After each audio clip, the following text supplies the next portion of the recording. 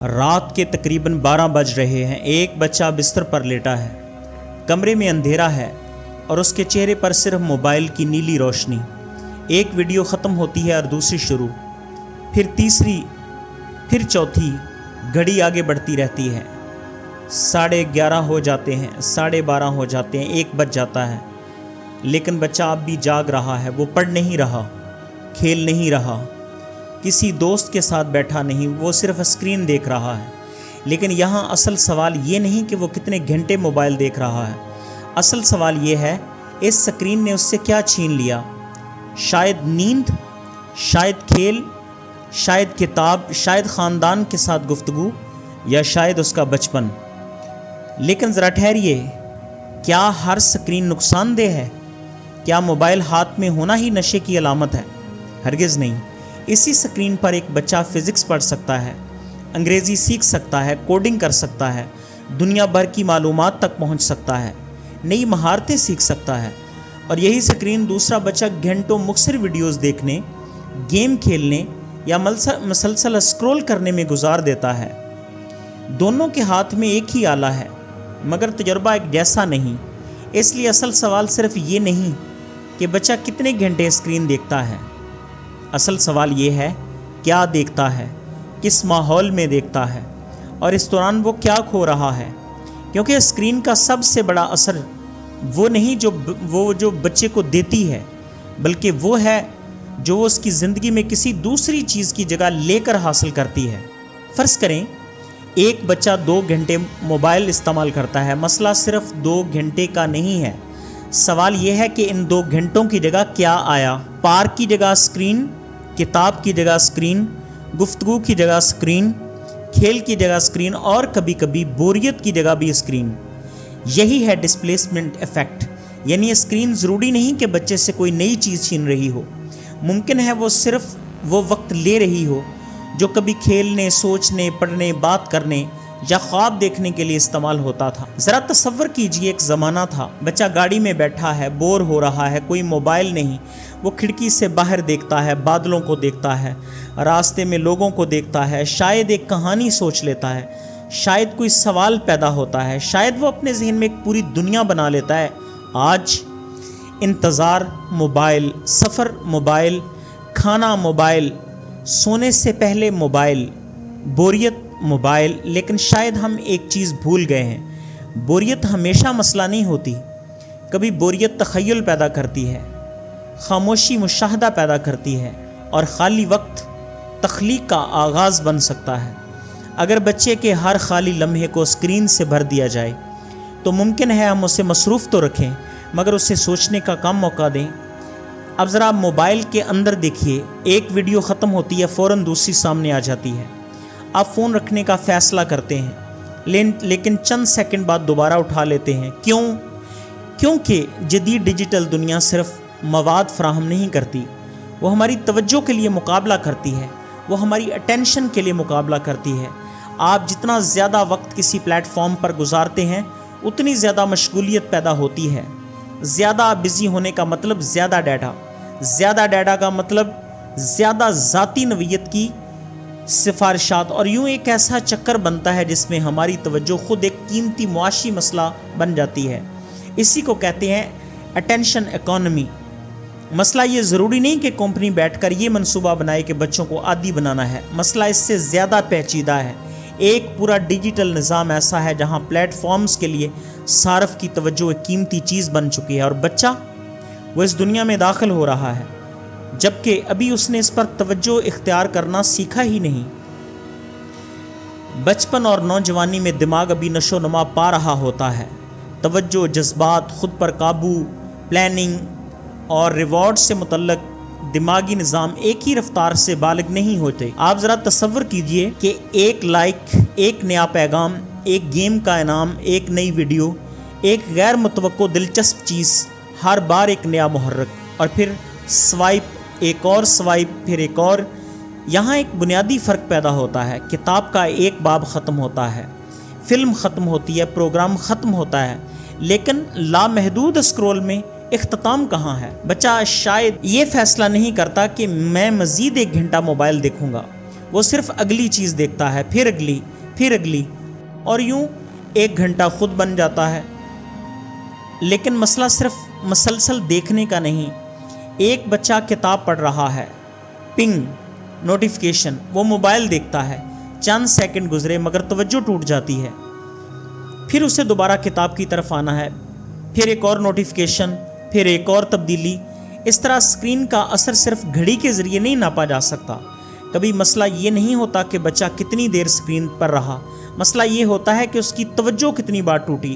یہی attention fragmentation ہے، توجہ کا مسلسل چھوٹے چھوٹے حصوں میں بٹ جانا۔ اور پھر سوشل میڈیا آتا ہے، ایک نو عمر تصویر اپلوڈ کرتا ہے، 0 لائکس، پھر 1، 5، 27، 100، اچانک چہرے پر مسکراہٹ۔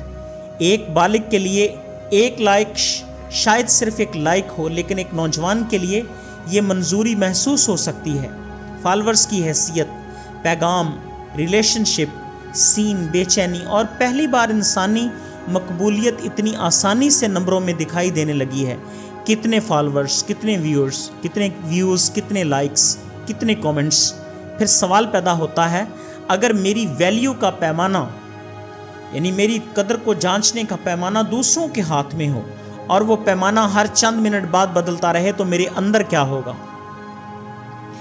رات کا 1 بج رہا ہے، گھر سو رہا ہے، لیکن ایک بچہ جاگ رہا ہے۔ کیوں؟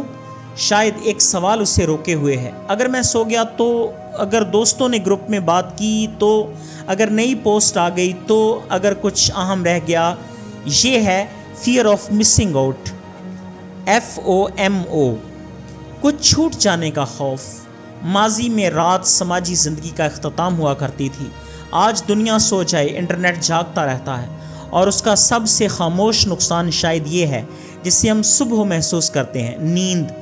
بچے کی نشو و نما کے لیے نیند عیش نہیں، ضرورت ہے، نیڈ ہے، اس کی میموری کے لیے، اس کی اٹینشن کے لیے، اس کی توجہ کے لیے، اس کے سیکھنے کے لیے، لرننگ کے لیے، اس کی ایموشنل بیلنس کے لیے، جسمانی صحت کے لیے۔ لیکن جب موبائل بستر تک پہنچ جائے تو مسئلہ صرف اسکرین کی روشنی نہیں، رات کی اسکرین، دیر سے نیند، اگلے دن تھکن اور کم توجہ، خراب موڈ، اور پھر آسان ڈیجیٹل انٹرٹینمنٹ کی طرف دوبارہ اٹریکشن، یوں ایک چکر بن جاتا ہے۔ اسکرین، دیر سے نیند، تھکن، کم توجہ، ذہنی دباؤ، مزید اسکرین۔ ایک رات شاید کچھ نہ کرے، لیکن جب ایک عادت معمول بن جائے تو معمول زندگی کا حصہ بن جاتا ہے۔ اب آئیے پاکستان کی طرف، ایک ایسا ملک جہاں ایک طرف کروڑوں نوجوان اور بچے ہیں، اور دوسری طرف ڈیجیٹل دنیا تیزی سے ان کی طرف داخل ہو رہی ہے۔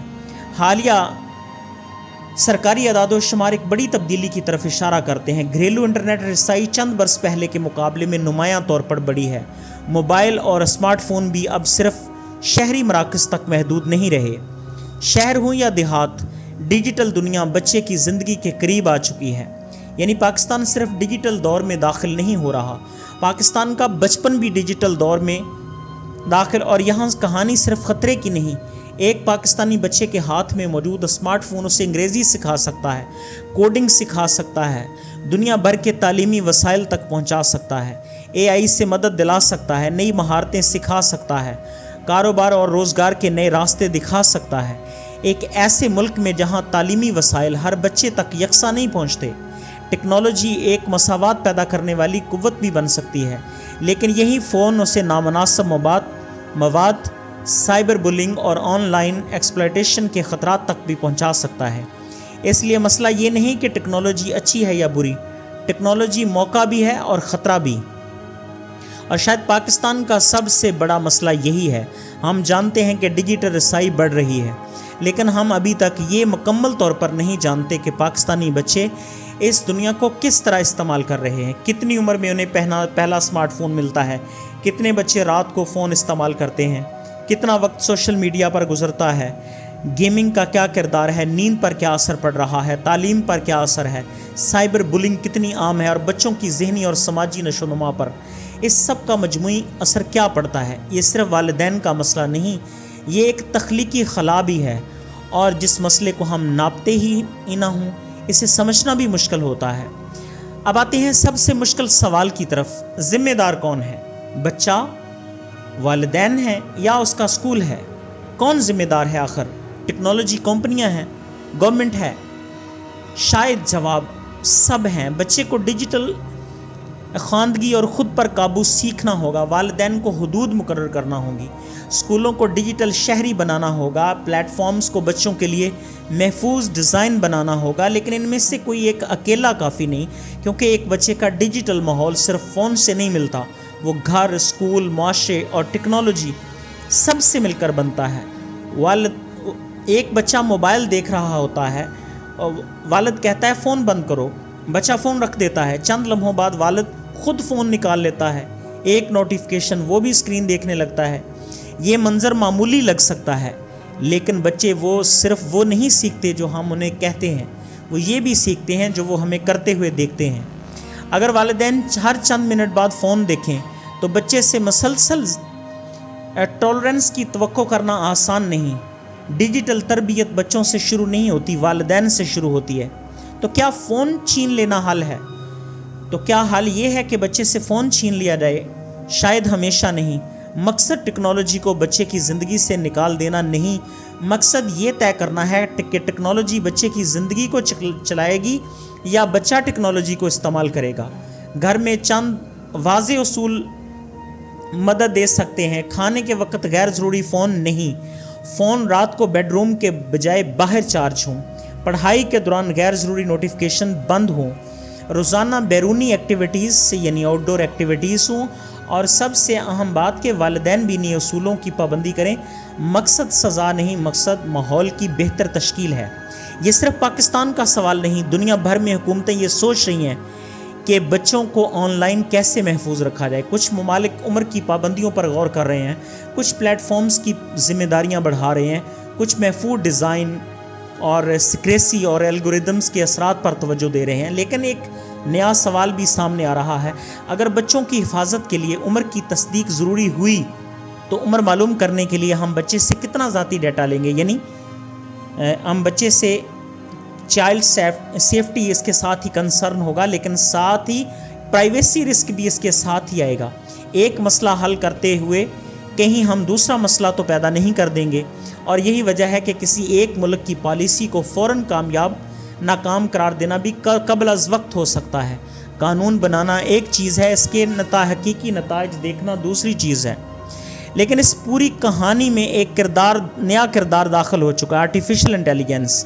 پہلے تعلق تھا بچہ اسکرین، اب تعلق بن چکا ہے بچہ جواب دینے والی مشین۔ بچہ سوال پوچھتا ہے، مشین جواب دیتی ہے۔ بچہ میتھ سمجھنے کے لیے پوچھتا ہے، سٹوری لکھنے کے لیے پوچھتا ہے، ایڈوائس لینے کے لیے پوچھتا ہے، کبھی شاید اپنے جذبات کے بارے میں، ایموشنز کے بارے میں بھی۔ اے آئی آرٹیفیشل انٹیلیجنس ایک ٹیچر بن چکا ہے، ایک ٹیچر بن سکتا ہے، ایک مددگار بن سکتا ہے، کریٹیو فرینڈ بن سکتا ہے، لیکن یہی ذاتی نوعیت نئے سوال بھی پیدا کرتی ہے۔ کیا بچہ مشین پر حد سے زیادہ ڈیپینڈنٹ ہونے لگے گا؟ اس کا ڈیٹا کہاں جائے گا؟ کیا وہ ہیومن ریلیشنز کی جگہ کسی مصنوعی تعلق کو یعنی آرٹیفیشل ریلیشنز کو اہم سمجھنے لگے؟ کہانی شروع ہوئی تھی ایک بچے سے، رات کا وقت، اندھیرا کمرہ، چہرے پر موبائل کی روشنی، لیکن شاید ہم اصل سوال تک پہنچ چکے ہیں۔ بچپن کس نے چرایا؟ کیا موبائل نے؟ کیا سوشل میڈیا نے؟ کیا الگوریدمز نے؟ شاید جواب اتنا آسان نہیں، کیونکہ مسئلہ صرف سکرین نہیں تھی۔ ہم نے بچے کے ہر خالی لمحے کو سکرین سے بھر دیا، اس کی بوریت کم کر دی، اس کا انتظار کم کر دیا، اس کی سائلنس کم کر دی، اس کا باہر اس کی آؤٹ ڈور ایکٹیویٹیز کو کم کر دیا، اور شاید سب سے اہم، ہم نے اسے اپنی توجہ پر اختیار رکھنے کا ہنر سکھانے سے پہلے اسے ایسی دنیا میں داخل کر دیا جہاں ہر چیز اس کی توجہ حاصل کرنے کے لیے بنائی گئی ہے۔ لیکن ٹیکنالوجی دشمن نہیں، یہی ٹیکنالوجی اسے تعلیم دے سکتی ہے، دنیا سے جوڑ سکتی ہے، نئی سکلز سکھا سکتی ہے، نئی اپرچونٹیز دے سکتی ہے۔ مسئلہ ٹیکنالوجی کا وجود نہیں، مسئلہ بیلنس کا ہے، توازن کا ہے۔ وہی بچہ موبائل میز پر رکھتا ہے، کھڑکی کھولتا ہے، دھوپ اندر آتی ہے، وہ سائیکل اٹھاتا ہے، وہ باہر جاتا ہے، دوست اس کا انتظار کر رہے ہیں۔ بچے ٹیکنالوجی کے ساتھ بڑے ہوں گے۔ اب یہ سوال نہیں، اصل سوال یہ ہے ان کا ڈیجیٹل بچپن کون ڈیزائن کرے گا؟ ہم ٹیکنالوجی کو بچوں کی ضرورتوں کے مطابق ڈیزائن کریں گے یا بچوں سے کہیں گے کہ وہ ٹیکنالوجی کے مطابق خود کو بدل لیں؟ ٹیکنالوجی بھی، بچپن بھی، یہ دونوں اتنے ہی اہم ہیں جتنے کہ ساری چیزیں۔